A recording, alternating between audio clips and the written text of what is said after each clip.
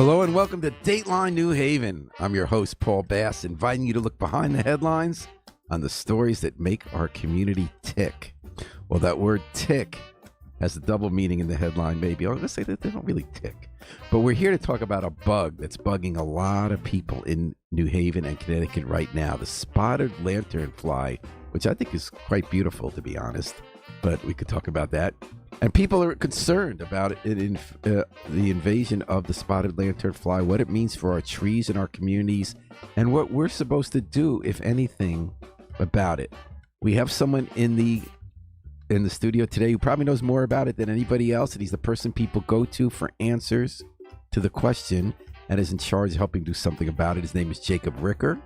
He's the state entomologist. Can we say top bug guy? That's right. Top bug guy at the Connecticut Agricultural Experiment Station, one of the last civil society institutions that everybody trusts. So it's kind of nice to have him here. Jacob, thanks for making time today amidst all this busy work with spotted lanternflies to let us know what's going on. Absolutely, Paul. Thanks for having me. And just to clarify, definitely one of the several dozen top bug people we have over at the station. Okay, fair enough. But what does it Yeah. mean to be the state entomologist? Or are you a state entomologist? I am one of, I believe there is 53 for the nation. Oh, okay. So there's one for Connecticut, and every other state's got sort of an equivalent position that helps us with sort of regulatory aspects of the plant pests and diseases that come in. And so the plant pest of the day, of the hour du jour, is the spotted lanternfly. Yes, the plant pest. Everyone's talking about it. So it's in the past, I remember we talked about gypsy moths. Right. So yes. many that there was even something known as the gypsy moth Republican in Congress, which congressmen from northeastern states who were moderate Republicans and wanted to do something about gypsy moths destroying our trees. Then there was the West Nile virus, when everyone was calling up your predecessors and we were all eating outdoors this time of year and wondering how to cover up our arms and stuff. Exactly. So now you've issued a quarantine order, your Yes. office, the agri station, for the spotted lanternfly. What does that mean and why is it issued? The quarantine order is for... And if you get a little closer to the mic, if you don't mind. Oh, yeah, absolutely. So the quarantine order is primarily for businesses in the state that want to ship typically agricultural commodities, whether it be actual produce or tobacco or even agricultural equipment out of the state. We try to make sure that they are in compliance. Does that mean that before you ship a bag of Macoun apples or Macintosh apples or a sheaf of, would it be a sheaf of tobacco, that or a machine that processes that, you want everyone to make sure that there aren't some tiny baby spotted lanternflies in there? More or less, yes. Not every business has an agreement with us. They're already on top of the already endless quarantine and compliance things that we have in place. But with spotted lanternfly, where that's concerned, there are a few businesses that deal in annual plants like petunias and things like that, where they have to make sure that their commodities and their trucks and pallets are all free from spotted lanternfly, whether it be the actual adults or even the egg masses. And why do you want to make sure of that? So not every state has spotted lanternfly. Not every state has been gifted with the overabundance of this insect. So we're trying to make sure that we keep it all to ourselves and not spread the wealth, so to speak. Can you stop it? We are not able to... If 7 get through, is that probably okay? But if 700, it's not? That really depends on who the state you're talking to is. So every state has different concerns with this. So California being the most prevalent, I guess, concerned party here, they have a lot of skin in the game, whereas we don't have as much, but certainly have a lot of concern. So where I'm kind of leading that into is grapes. Spotted lanternfly is primarily a concern for grapes and grape production. And why is that? They just take the grapes? They are one of the only... So grape plants are one of the only plants spotted lanternfly can actually kill or destroy or cause some sort of real issue with that could cause plant mortality. And with grapes being so huge of an industry in a lot of our states, especially California, we try to make sure that we're not sending anything over there that they don't want. What do we send to California? Apples? So apples, primarily our industries could be more industrial aspects. Like we could send, we've got a lot of engineering companies here that send things over to California. What kind of things? Oh gosh, I couldn't tell you specifically. That's kind of on them. But we've got a lot of companies that try to, increase the trade, and we have a lot of economic impact here in Connecticut, just as every state does, and we send trucks everywhere. And people are concerned in Connecticut. Now, when Yes. did the spotted lanternfly show up in Connecticut? And what is the spotted lanternfly? So the spotted lanternfly is a really large plant hopper. A plant hopper is a type of insect, and spotted lanternfly is kind of unique in that it is pretty massive for a plant hopper. Meaning it's big. Yes, it's big. And where it was... How big? You'd say like 4 inches across? No, gosh, no. It's maybe about 1.5 inches wide with its wingspan and maybe about 1 inch sort of in length. But we first saw it. I didn't see it, but it was first sort of picked up on in Connecticut around 2020. I believe that was in...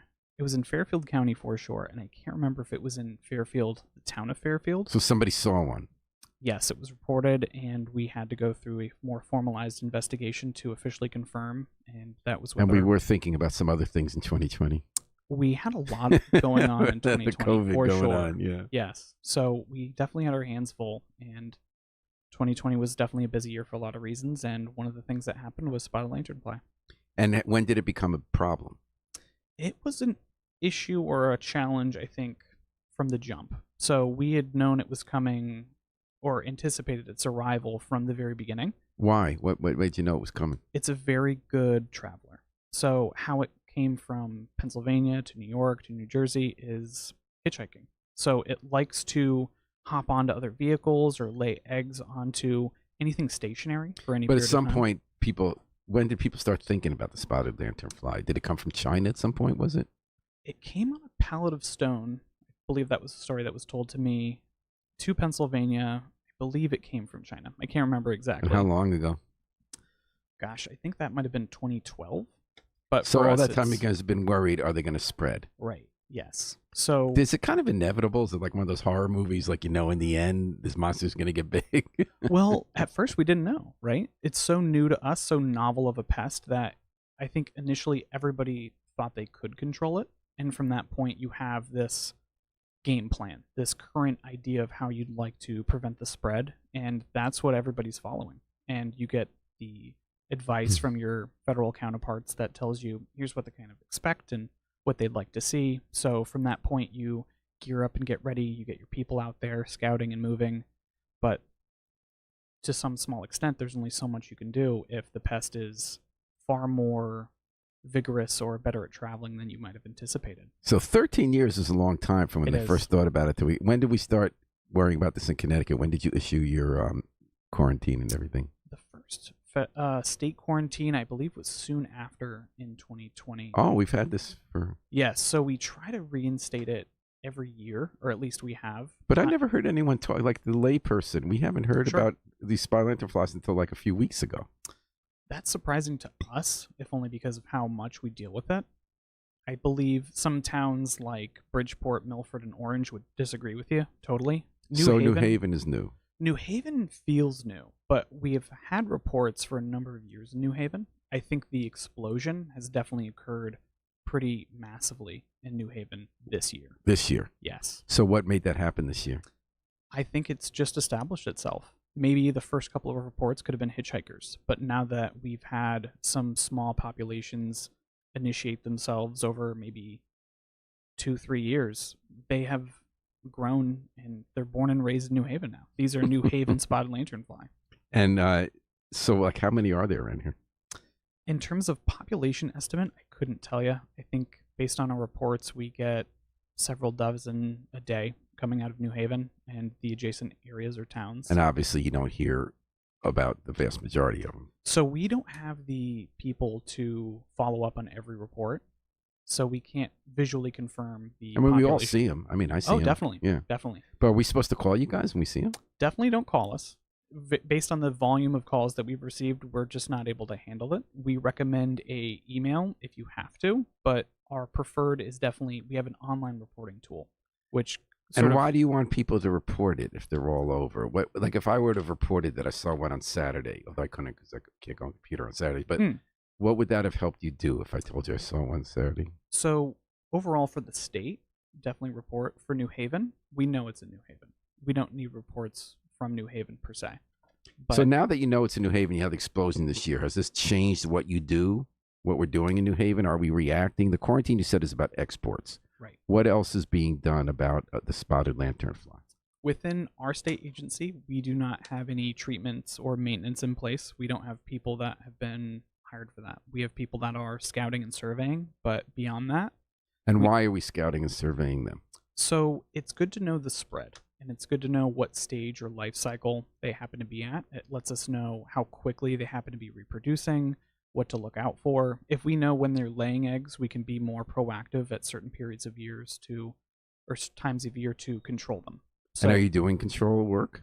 No, but we do have federal counterparts within the USDA that are largely responsible for the control. So you can give them the data? Yes, and exactly. do you? We work very closely with our partners at the USDA. We're talking to Jacob Ricker, who's the state entomologist, one of 53 in the country, top bug guy.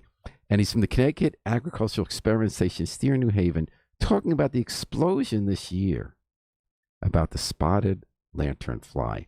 So why do we care about the spotted lantern? Besides the fact that they would eat the grapes and kill the plants in California, why are people so concerned about them here? Someone told me they killed trees. Is that true?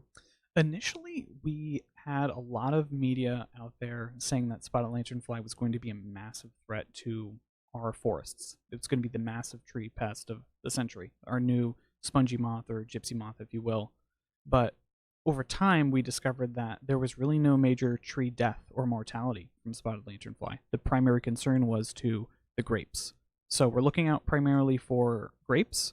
There is definitely concern for our orchards. So it will definitely feed on orchards. People don't like pick plants or apples from trees that have bugs on them. It can blemish the fruit as well. So there is a little more than just the grapes impacted, but actual plant death is only really occurring to our grapes. So is this all just like here on your website? It says the spotted lanternflies are able to feed on more than 70 species of plants. A preferred host is tree of heaven. Yes, which is highly invasive and abundant along highways. What is tree of heaven? Tree of heaven is an invasive tree we've had in the country for longer than I've been alive. How old are you? Oh gosh, do you want to know? 32. So more than 32 years. Yes. So this plant is a pretty persistent issue. It's invasive just like spotted lanternfly, but because it's had more time to procreate and exist all over the state or country, its favorite plant has also sort of taken root. So whose favorite plant? Oh, spotted lanternfly. They help those trees, so it doesn't eat the tree. It does eat the tree, and it likes the tree so much that when it feeds on it, it actually makes more eggs and stronger young from that. So I'm going to ask you a really dumb question. No, please. Like an incredibly dumb question, No, because I'm not an entomologist. Until you came on the air today, sure, I had the idea from people that we have to really worry about the spotted lanternfly now and kill them because otherwise they're going to kill our trees. After listening to you, I have the impression that's an out-of-date picture. The only thing we have to worry about spotted lanternflies is that they'll get shipped somehow to California, eat all the grape plants, and that here they're going to kill a tree that's an invasive tree that we don't want. So might that be a good thing? Are the spotted lanternflies an invasive bug that's getting rid of an invasive tree we don't want? You're asking a very good question. So no our information is definitely a little outdated, or I think I should say there's been a delay in getting the more correct information. We have a lot of grape growers in Connecticut, nowhere near the volume and scale. Oh, we do have grape growers here. Oh, absolutely. We've got a lot of vineyards, and highly recommend you enjoy them this time of year. They're great to visit, but it's what we see right now is they're not so much really invading the vineyards in Connecticut as they are residences. They're climbing on people's favorite trees, and people have this information that it's. So what happens when they go on your trees? Why is that bad? So it's not necessarily bad, but they will feed on it, and people have concern when they see swarms of insects or new insects feeding on their favorite tree or just any tree. And from that point, when we have information on the internet that says it's going to kill 70 different species of trees, that's not true information. The only real tree or plants it can kill are the grapes and the tree of heaven. If it killed all the tree of heaven, that'd be great, but it's not likely. So we are asking people, if they can, to actually remove tree of heaven from their properties. Oh, remove tree of heaven. Yes. So going forward, is that because you don't want to be feeding the growth of this spotted lantern? Exactly. If we can, and that's because you don't want them to go. But it also sounds like, why aren't they going to the vineyards? They certainly are. I think a lot of maintenance happens around the vineyards that is not necessarily pro spotted lanternfly, let's say. I think there probably is a lot more spotted lanternfly there than they may realize, but they might be preferring the tree of heaven on the outskirts of their property, not the actual grapes. So if I were a vineyard person, I would just plant tree of heaven so that the lanternflies don't bother my grapes. You've actually hit a pretty good maintenance strategy that some people have taken. No, I'm serious. But you're asking people to get rid of the tree of heaven so they don't have more babies. Right. So they don't stow away to California. Exactly. And a lot of people hitchhike California. I mean, that started in the 60s. Yeah. Right. But spotted lanternfly is kind of the newcomer. So we got to watch out for that one. He just spit out his drink. So sorry. Hey, listen. From a maintenance or like trapping standpoint, people do keep some small populations of tree of heaven around. And what they do is then treat that tree because all of the spotted lanternfly have focused to that one tree or those very few trees in the population. The average homeowner, just remove your trees. There's no reason for you to go above and beyond and keep a tree or two around. Tree of heaven, which isn't a tree. It's not a tree. Oh, that's a tree. Tree of heaven's a tree. Yes. Okay. I never heard of it. It's a nice name. I think I'm feeling like you give me a lot of information I didn't know, but I'm feeling a little dumb about it. Because the more I hear about you, I feel like if I were in charge of the state, I would really want Jacob Ricker and his crew to know what's going on. I would want them to regulate so that we don't spread the spotted lanternfly to kill grapes in California. I would want them to help growers figure out the best way not to have problems. I would want them to reassure the public with information.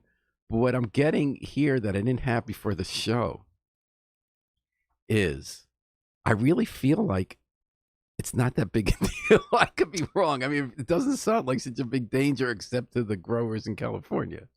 It's a big deal to... I mean, you don't want rabbits coming in your plants either. I mean, right. So it's alarming. It's alarming to see these insects when you haven't seen them before. In some states, they're seeing hundreds on their plants. And that's the other thing that happened to me. So on Saturday, I was coming out of synagogue, and I have a favorite tree. It's this big tree. And I was sitting on the tree, marveling at the beauty of the arms of this tree. Yes. And I was next to a bush, and I looked down at the bush, and there was a spotted lanternfly. And being sort of in a nice mood, I wasn't on the phone or the internet. I was in a little bit of bliss. I thought, that is a beautiful insect. It is. And I thought, everyone, including my wife, are telling me we're supposed to kill these insects. And I'm thinking, first of all, why would I want to kill this beautiful insect? So then I thought, well, they're telling me they want us to kill this insect because it might kill this beautiful tree you're looking at. Right. And then I was thinking, but if I kill this insect, is that really going to determine the life or death of this tree, including in terms of how many insects are really out there? And is it really going to kill that tree? You're telling me it's not going to kill that tree. It's unlikely. It wasn't a tree of heaven, even though it was pointed to heaven. Precisely. If you have a tree that's already sick with some other issue, maybe it's got another insect problem, it could put it on a faster track to mortality or death. But a healthy tree, you should not be concerned about spotted lanternfly unless it happens to be your favorite tree of heaven. And first I heard, I was walking in the neighborhood a few weeks ago, and we passed a home with someone in Westville who had some device or like cloth and stuff wrapped around the tree that was catching the flies so they could kill them. Yes. Before they could kill the tree. But again, it wasn't a tree of heaven. So were they fooling themselves thinking they were doing something good? No, I think a lot of people that want to be more proactive are using some of the what we call lampshade traps. Yes. Sometimes they happen to look like a lampshade or they're a piece of cloth. Yes. So what they're encouraging is the adults to actually lay eggs on little sheets underneath this little lampshade that they've constructed around the tree. They lay the eggs there, and then they can actually squish or destroy the eggs that have been laid there. So the spotted lanternfly is wasting their time. So Locally, yes. So you do want citizens to help you do that, if possible, but it's a pretty big undertaking. We have a lot of differing demographics here that are concerned. I have a lot of calls from a lot of elderly people who are not necessarily able to remove plants or construct these traps. So what I recommend for them is different than what I recommend to necessarily other demographics. And is that because you're just thinking psychologically people don't feel good to see swarms of insects? That's true. And are there swarms?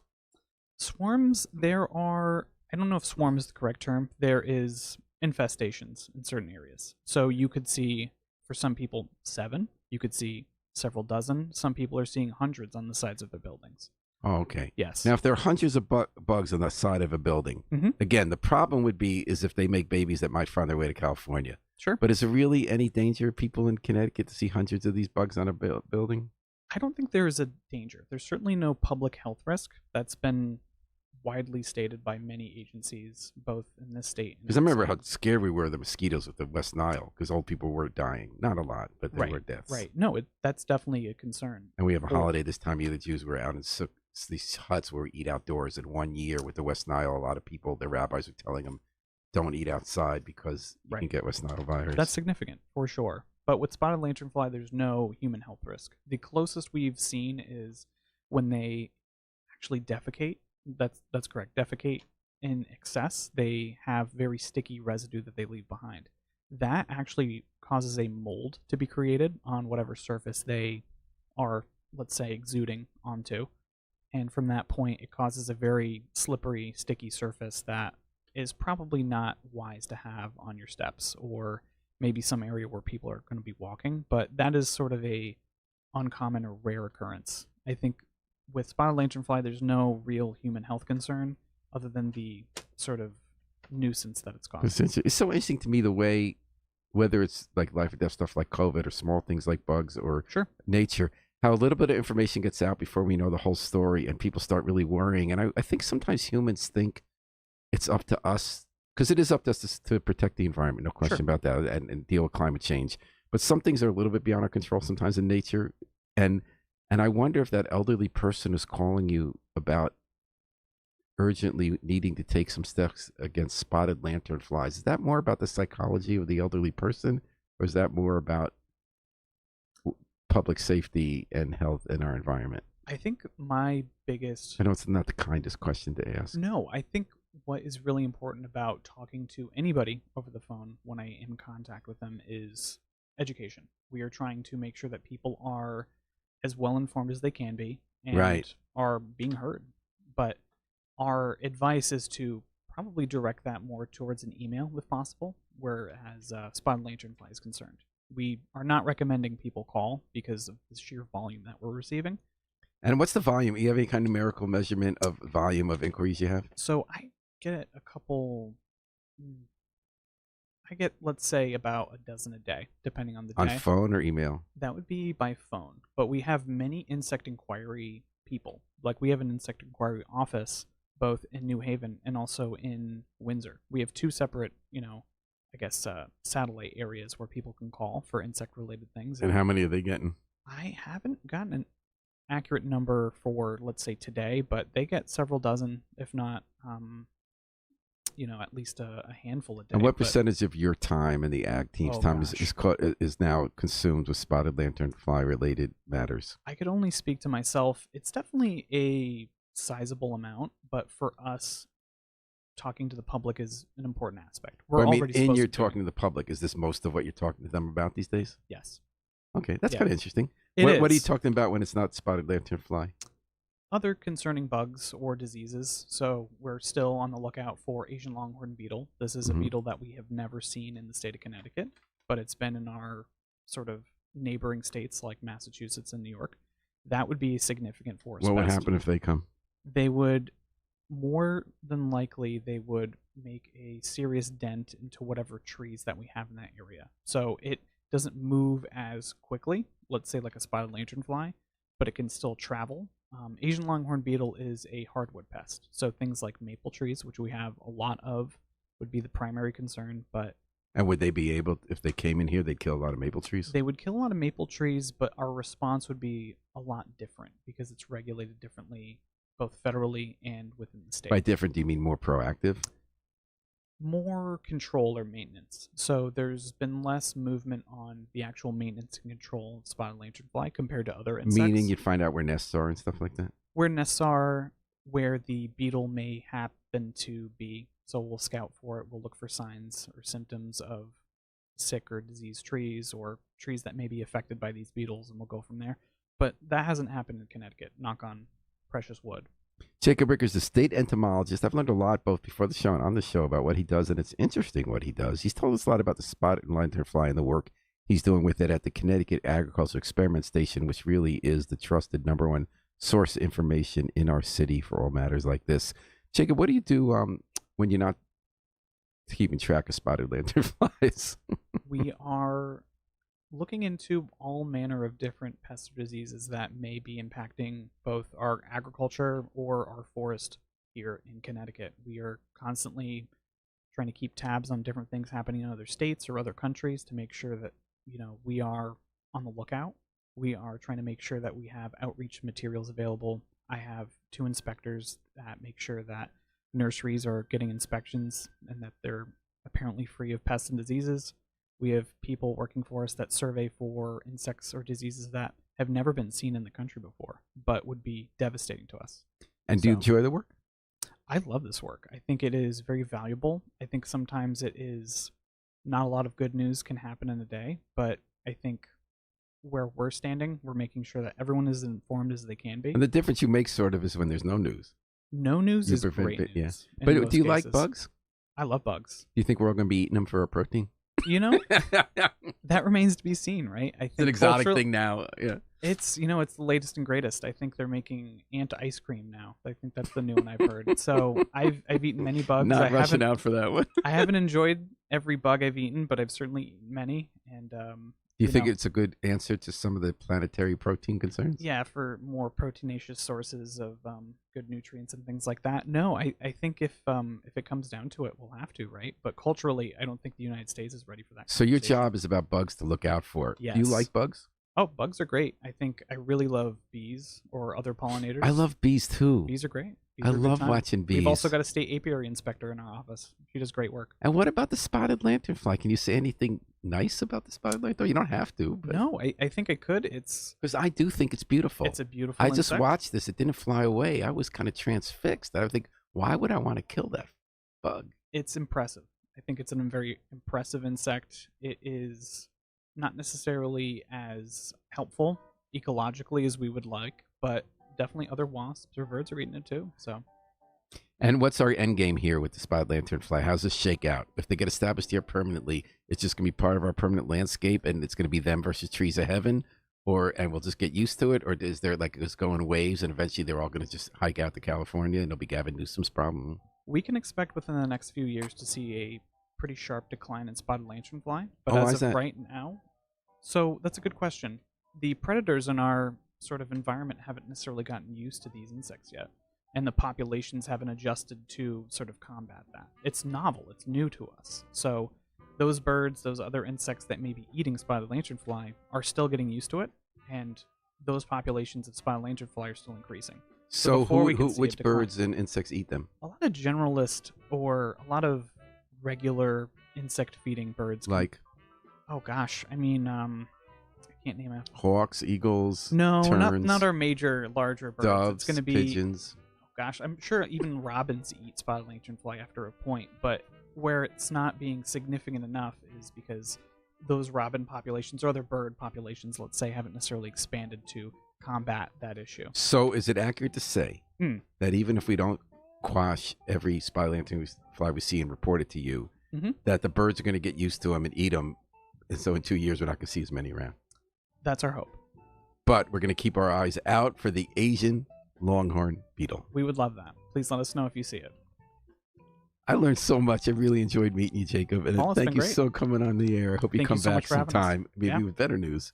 We'll celebrate a new spotted owl or something. That would be great. That would be a different person, but yeah, absolutely. Thank you, Paul. And thanks to Harry Drost, as always, behind the controls. We're going to take it out with the Afro-Semitic Experience performing I Wish I Knew How It'd Feel to Be Free from the group CD, A Plea for Peace. This is Paul Bass inviting you to fly free with us all day and all night long at WNHH New Haven's home for community radio.